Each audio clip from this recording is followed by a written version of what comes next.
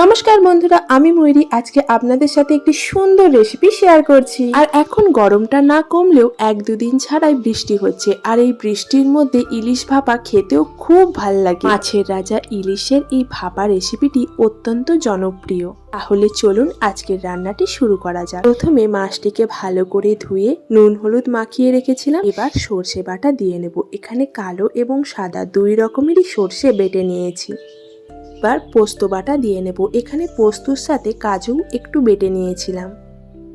এই মিশ্রণটি ভালো করে মাছের উপর দিয়ে নেব।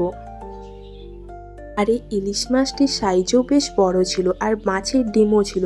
ডিমওয়ালা ইলিশ খেতেও বেশ ভালো লাগে। এবার সমস্ত মিশ্রণগুলিকে মাছের এপিট ওপিট করে ভালো করে মিক্সড করে নেব।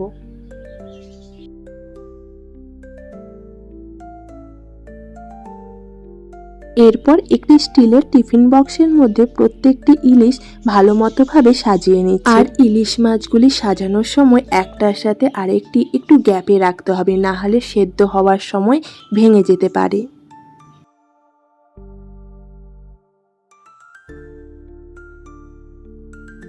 এরপর কেটে রাখা টমেটো, ধনেপাতা, কাঁচা লঙ্কাগুলি দিয়ে নিলাম। এবার পরিমাণ মতো করে জলটি দিয়ে নেব। আমি প্রথমেই মাছটিকে ধুয়ে নুন হলুদ দিয়ে মেখে রেখে দিয়েছিলাম। তারপরেও এই মিশ্রণটিতে যাতে লবণের পরিমাণ ঠিকঠাক হয়, তাই অল্প পরিমাণে লবণ দিয়ে নিচ্ছি। এরপর একটু সর্ষের তেল দিয়ে নেব।